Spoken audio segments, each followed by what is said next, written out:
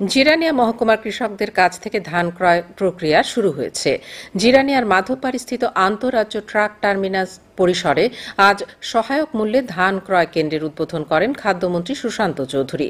মাধববাড়িতে এই ধান ক্রয় কেন্দ্রের উদ্বোধনের ফলে এলাকার স্থানীয় কৃষকরা উপকৃত হবেন বলে তিনি জানান। খাদ্যমন্ত্রী বলেন, রাজ্য সরকার কৃষকদের আয় দ্বিগুণ করার লক্ষ্য নিয়ে কাজ করছে।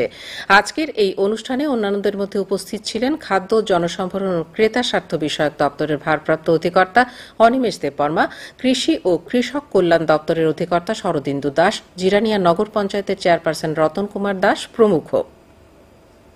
ধানের লক্ষ্যমাত্রা নিয়েছি, আমরা কোটাটা কমপ্লিট করতে দিন, ধৈর্য রাখুন। আরো আপনাদের কাছে প্রায় 6 লক্ষ এমপি ধান থাকবে, 6.5 লক্ষ এমপি ধান থাকবে, সেই ধান থেকে আপনারা ক্রয় করুন।